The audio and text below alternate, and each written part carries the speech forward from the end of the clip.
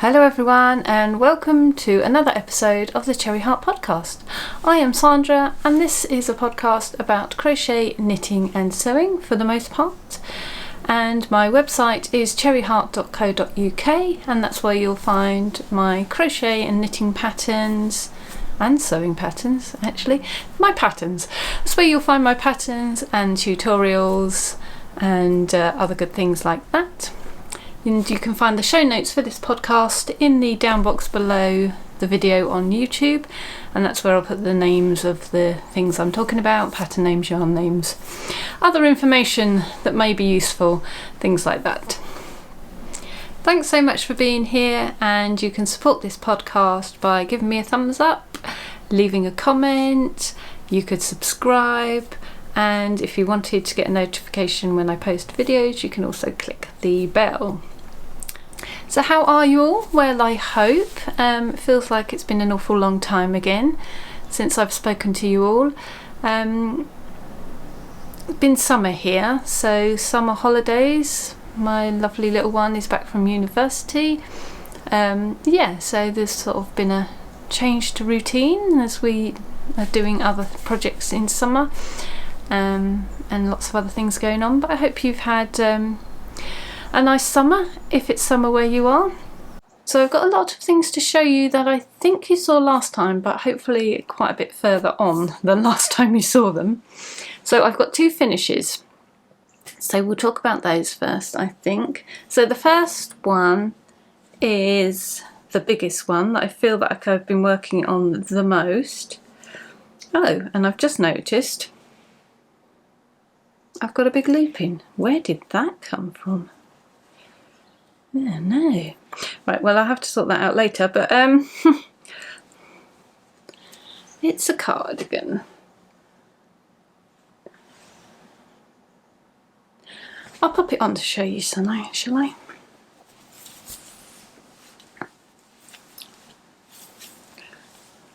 I normally do a little prance around video, so I shall have to pop one of those in to show you.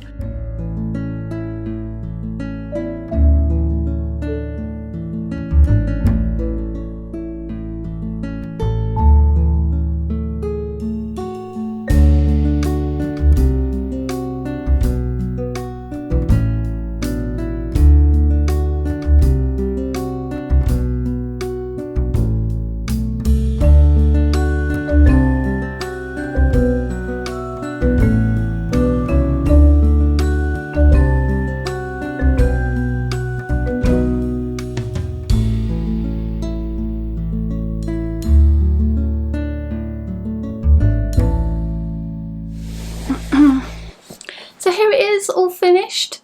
So just to recap, that this is the Ginny pattern by Susanne Sommer, who is Susu Knits, and it's got brioche squares on it mixed with garter stitch, and the sleeves are plain stocking stitch, and then brioche cuffs, brioche hem, and brioche button bands, except for no buttons actually.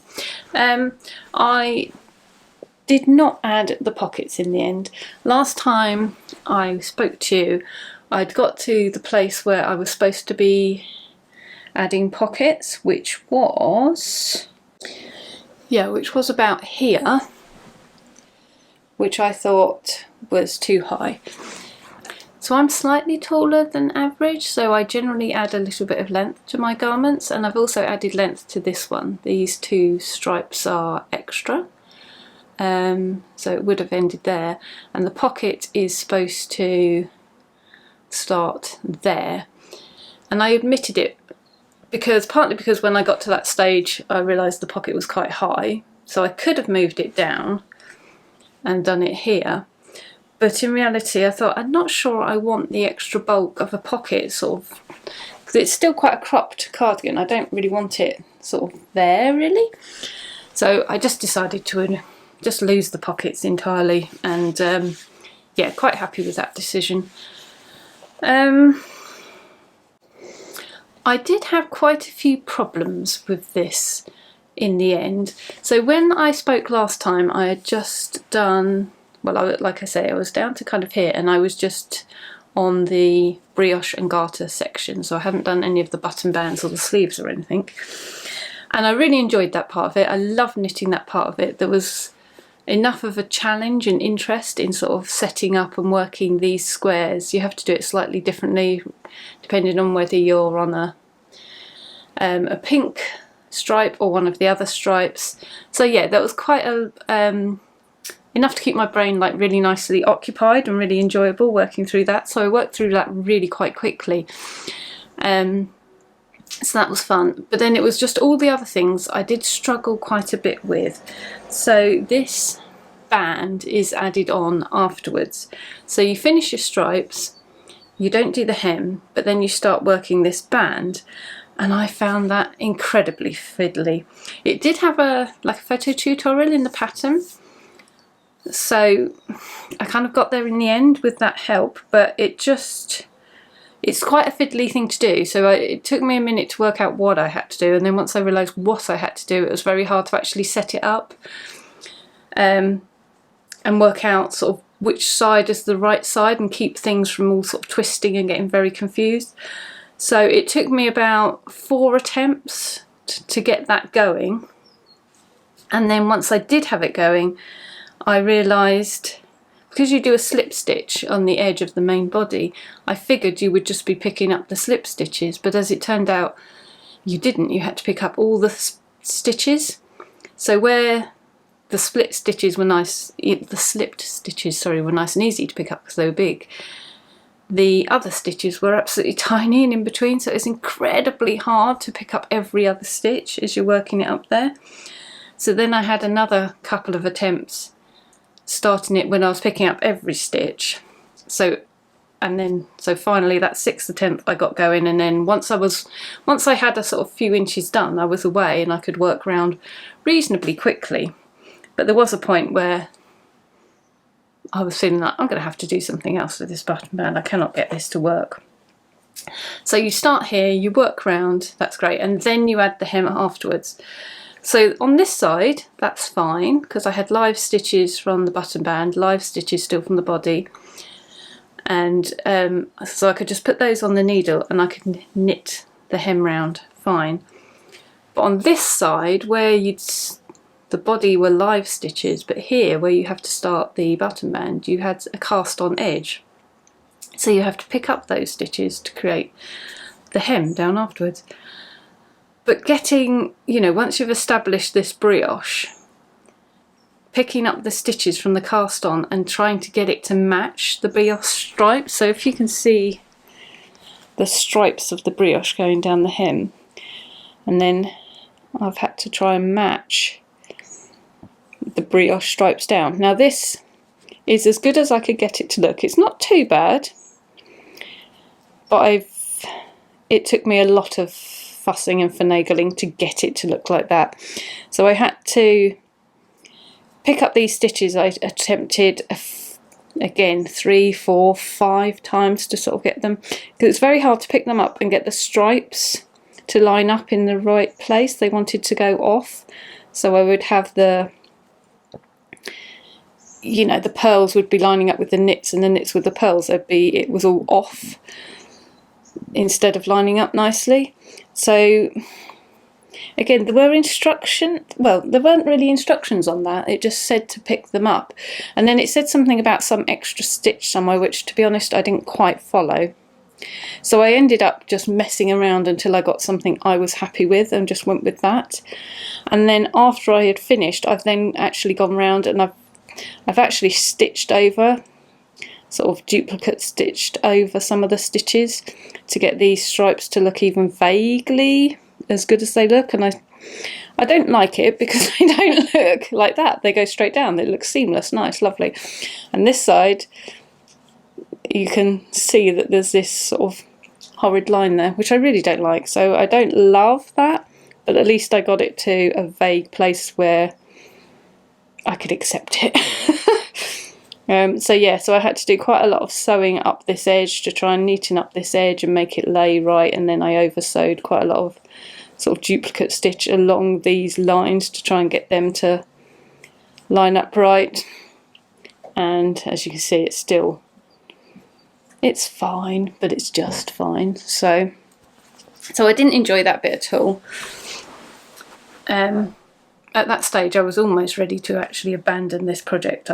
I'd sort of fallen out of love with it. You know, when something gives you so much trouble, you just lose your enthusiasm for it. So yeah, I really got to that sort of, I don't even know if I want this anymore. I don't even know if I like this anymore.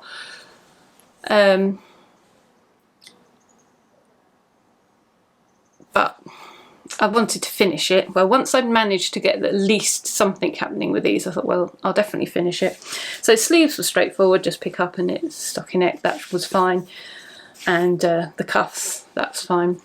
And then I struggled again because there's tubular cast off on the cuffs and the hem. And again, I found that quite difficult because of just the way the stitch is laid. I think you had to start with a knit stitch. And when I tried, so when you do tubular cast off, most of the instructions I could find were start with a knit stitch, which I didn't have. I think the first, I can't remember what the pattern said, but anyway, when I did what it said, it wasn't working out and making the tubular cast on, it was all wrong. So then I thought, well, I'll try it with starting with a purl stitch then, will that work?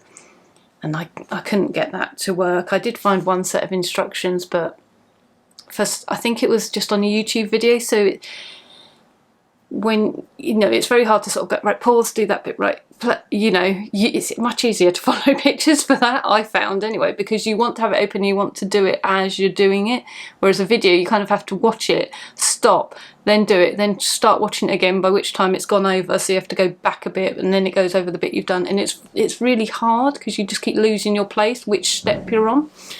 So I just, that was impossible.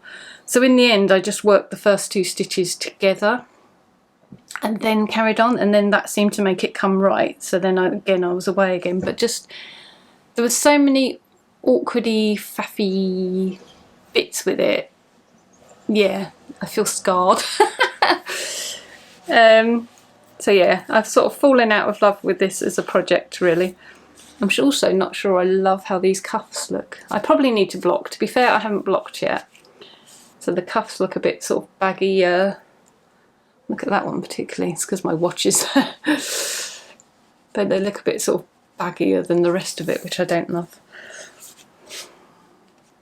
Right, look how that's hanging down. That just looks really crud. But yeah, it was just a little bit of one of those situations where the love affair didn't last quite long enough to get me to the end of the project happily. You know, we just had a bit of a tiff, and yeah, gotta wait for that to heal now. Oh, and the yarn, I haven't told you about the yarn in this one, so just to recap on that, so the pink, the blue and the yellow, the mustardy colour are all colours that I got on my Iceland trip. So they're hand dyed in Iceland. So the yarn name, it's Mal yarn. I'll pop it here as well, and in the down bar so you can see, and the colours are all Icelandic colours, so I should just put them in the down bar. And then the grey, my sort of main colour, was just a Drops Baby Merino. I think it might even just be called grey or light grey. So that was the yarn I used. The colours, the Icelandic yarn colours, they're all fingering weight, and this is actually, the grey is actually a sport weight, but it seemed to work up quite nicely. I also didn't get gauge. That's part of the other reason why I had to add length, is I haven't matched gauge. Again, I haven't blocked, so I'll get a little bit more from the blocking, but I was kind of happy how this fabric looked at this kind of gauge. I don't know, it's strange because although I didn't match gauge and my pocket would have been like right up here, which is completely wrong, the actual fit of it this way is absolutely fine. It's exactly what I was thinking, so I'm not quite sure. On the one hand, my gauge is a mile off, on the other hand, if I block this to gauge, it would be absolutely drowning me, and yet the sizes, I've made my size, if you see what I mean. So Not quite sure what happens there. What has happened there. But I'm not going to think about it anymore because it's done and that's that. Let's move on. So the next finished item is a sewn project, which is my summer sampler embroidery. It's done. So this is by, I'll show you the box it comes in. Lovely Sarah Edgar, Pretty Fabrics and Trims, and these are from her Sew a Little Happiness Everyday range. So she's got one for each season and some others beside actually. So this was a Christmas gift last year, and yeah, all finished and really happy with that. I need to make either, I'm not sure whether to make a hanging thing for it, put something on the back so I can hang it, or whether I might just frame it, because what I might do, I want to make them all, so I don't know whether to have sort of a place where I hang it and I just change them and put each season up as I get it, or whether to just sort of just display them all the time. I'm not quite decided yet, but yeah, I've got some other ones of these. What did I order? I can't even remember what I ordered. Did I order autumn? I ordered another one, and I've got a couple of the sort of non-seasonal versions as well. So I've got a Christmas one and a cottage garden one. But I'd like to work on, you know, getting the rest of the seasons done to match. So I did have a little bit of a sticking point with this. I did the boat and wasn't very happy with how my satin stitch looked. And I was doing the lemons, and the bowl was more satin stitch. I can't do it very neatly. Like the bee came out quite nicely. I was quite happy with that. But yeah, the boat I really struggled with. I have gone over it now and neatened it up, so it doesn't look too bad now at all. I sort of kept going over stitches and yeah, messing with it until I got something. And this one, I really struggled with this one. I've done the red, but I can't get the edges as neat as I would like. They go a bit jaggedy. So then I switched and started doing some split stitch. So the bowl is supposed to be, I can't remember if the bowl is satin stitch and I changed it, but the white on here, I started just doing it as split stitch. And then I was quite happy once I sort of decided to sort of not follow the instructions by the letter kind of thing and just did my own bit. And again with the beach huts, these are all supposed to be satin stitch, and I've kept some satin stitch, but I just filled some in split stitch just because I just can't get it to look how I want it to look, as neat as I want it to look. This one, actually, having said that, this one that I did do in satin stitch actually came out really well, but the other two I just did the doors and kept the surrounds in split stitch. It's just sort of kind of for my sanity that worked out better. And again with the tea towels, I can't remember where the instructions work. I've done some split stitch on the tea towel. It just helped me keep things a bit neater, and then I was happier with the project.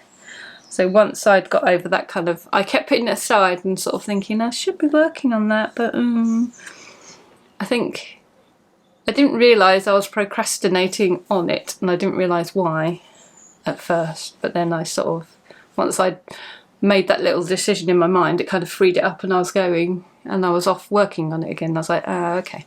I was actually procrastinating on it because of that then, now I know. Yes, so I got the embroidery finished and then I put it aside for a while, and then I sort of did the quilting bit and finished with the binding sort of just the other day. So yes, very happy with that. That's a nice little project. I kind of immediately want to pick up the next one, but I just don't want to burn myself out on embroidery because it's not like my primary craft, if you like. You know, it's nice to have it as an additional, but I don't do it all the time. And the other thing that was really good about working on the summer one is the light. I could get up in the morning and have some lovely light and I could see really well to do it. I think now the sort of light's starting to go a little bit, isn't it? So I just wonder if I'm going to be more naturally inclined to just do these as summer projects. I don't know. but I quite like the idea of doing my Christmas one as I come up to Christmas. We'll see. We'll see how the mood takes me. So that's that one. And then the other project I talked about last time was my flower hexagon quilt blanket. So I'll show you how that's progressing. I think I'd started joining hexie flowers, sorry. Can't even find the top. Where is the top? Okay, here we go. Last time we spoke. So I've almost got them all joined on now. The extra flowers that I made. So there's just that gap there that you can see that I haven't quite got those ones on properly. I've been holding them on with the sort of little safety pin style clips to hold it all in place. Actually, I think last time I showed it to you, that's what I had. I had them all just hanging there, safety pinned into place. So yeah, I've worked on filling quite a lot of the gaps in, but there's just a little bit there. And I also, so all of the ones that have got the little, I don't know if you can see, but I've left the little stitch markers on all the ones I've joined. There it is. So loads of these, I think about 20, 21 odd, have got these little stitch markers on where I've joined them on. And for all of those new ones I've joined in, I haven't woven in a single end. So it is just covered in hairy ends everywhere, which is most unlike me. But again, it's sort of a little bit of a symptom of me falling out of love with this project. It's partly because it is quite a lot of work to join them because they're so tiny. It takes a long time to get them joined, so you sort of feel like you want to get on, and it's tempting to keep joining. Oh, I'll just do another one. Oh, I'll just get round to this stage. Oh, and then I can join another hexagon if I just put one more in. So I'll do another one. And it's hard to sort of stop and make yourself go back and do the ends. Normally what I would do is join a few flowers on, go back and do the ends, join a few flowers on, go back and do the ends. But yeah, this time I've just totally ignored it. And like I say, I think it's just because I'm not sure where this project is going to go now. My initial thought that I wanted was that I wanted to make a blanket big enough to cover my bed, I guess, so a double bed size blanket. But I just don't think I've got it in me to make it that size, make it that big. And I think that is because I don't see me ever putting this on my bed. So I love it, and I think it's really cute and pretty. And I love that I've used all my lovely little minis in it. And it's great for using up the smallest little scraps. I love all of that about it. But because I've included lots of colours in it to be all the flowers in the kind of garden, because this is obviously, as you can see, a take on a English paper piecing quilt, so I think it's called Grandma's Garden. So because I've put all of the colour flowers in the garden, I just don't see me using it on my bed. I don't have all the colours in there. It's much more sort of themed, if you like, and sort of, I haven't decorated it yet, but I've got the stuff to decorate it, and it's kind of quite pale, and yeah, I just don't want every single colour introduced to it, so I don't see me using it on my own bed, and I don't know where else it's going to go or what function it has. And I think that's sort of taken the wind out of my sails with it a little bit, I think, actually, because yeah, so I don't know quite how far to take it at the moment. I'm genuinely not sure if I will ever want to weave these ends in. I'm in two minds, because I really don't want to just put it down and abandon it and nothing ever happens to it. I want it to get to a certain level of finished so that I can go, okay, well, I've finished it, so now I can move on. Yeah, so I really feel like I'm in a little bit of a dead end with this one at the moment. Haha! pun. I'm laughing at my own pun, a dead end with all these ends. Yeah, it just feels a bit like it's not really going anywhere, so it's sort of going in circles. And I like I say, I want to keep working on it to the extent of I want to get it to a stage where I feel like I've done enough on it, but I don't know quite what that stage is. So I've also started something new that I'm going to show you. So once I finished the Ginny cardigan, I felt like, you know, I had something out, I could bring something else in. So I have this gorgeous, gorgeous yarn, which is my own lovely yarn that I dyed at Kelly and Nick's Lay Family Yarn. So this was my own personal colourway, which was Sun-Kissed Succulents. Which many of you ordered, so I'm very grateful for that. Thank you so much. I'm so glad you liked it. I was afraid no one would want it. But yeah, so that's been great. So I'm really pleased that you guys liked it as well.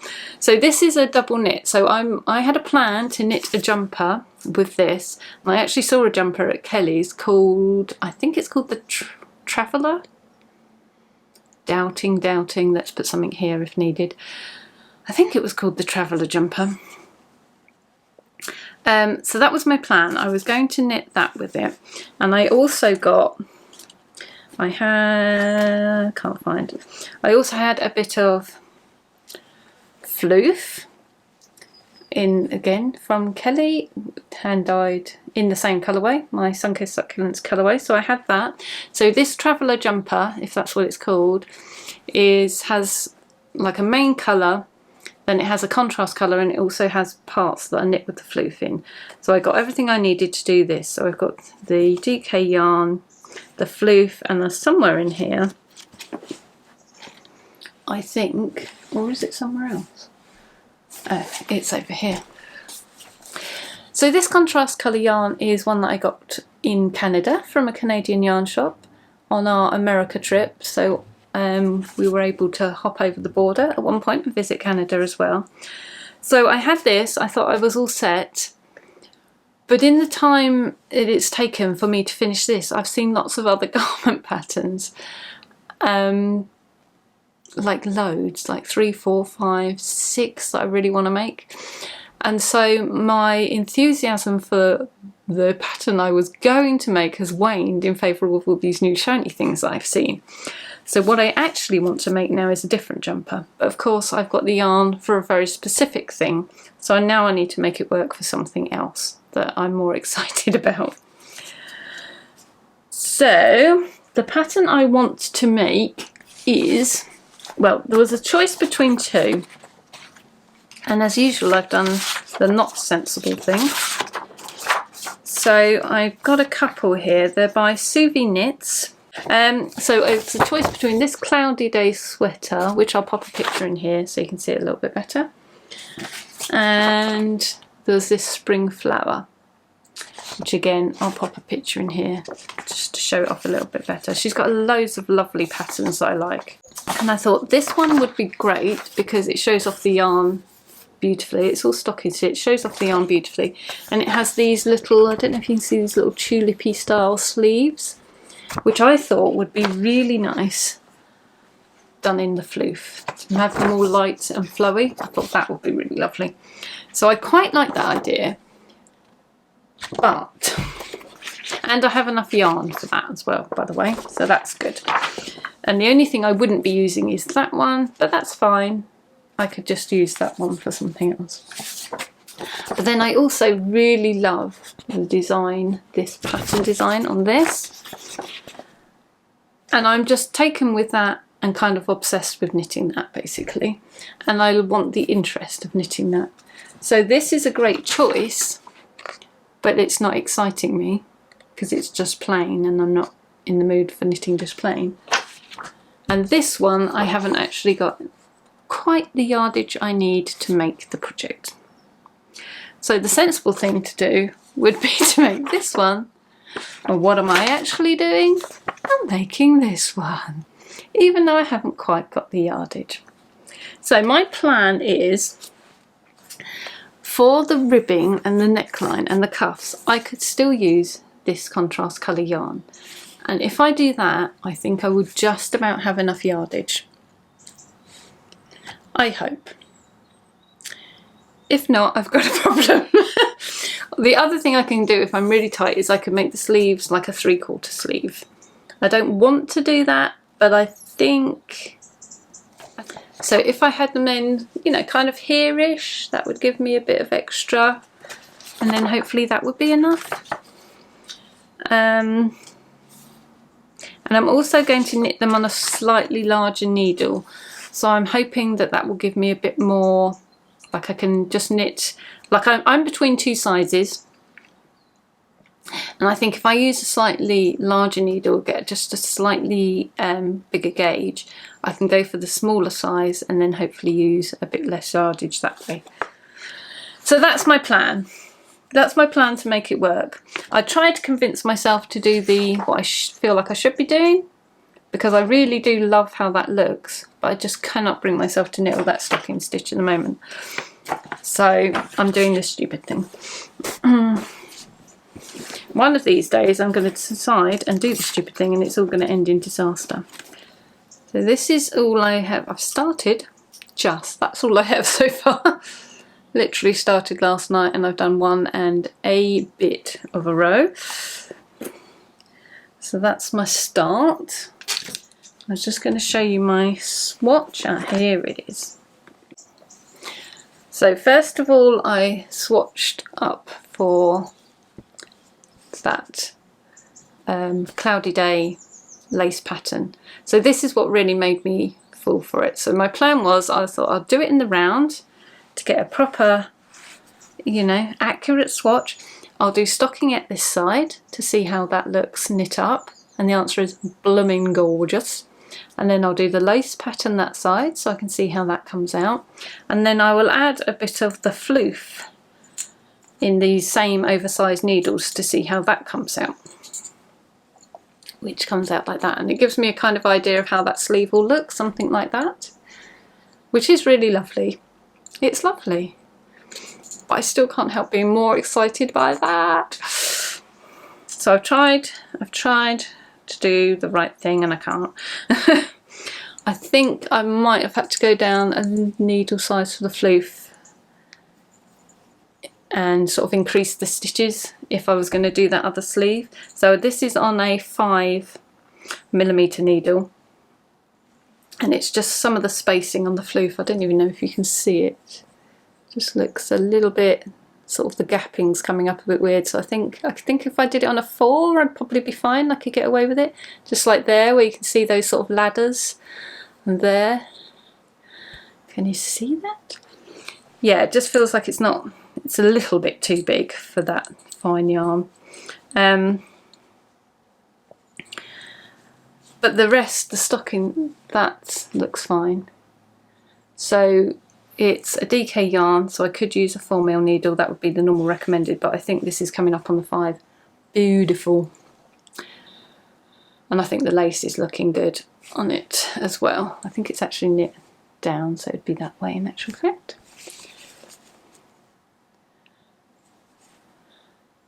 So yeah, that's what I'm doing.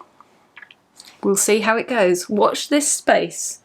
What would you have done? Would you have been more sensible and gone, look, I've got the yarn for this one, I'll make this one?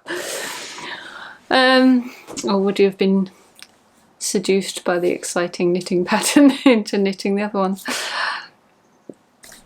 Let me know. Let me know what you would have done. Let me know how daft I'm being. I think it comes back to my choice, like with my Ginny Cardigan and my umming and ahhing over colours. I think you can't, it's very hard to kind of force yourself into doing something. You have to kind of fall in love with the idea of something enough to make you want to do it. Do you know what I mean? Or I do anyway.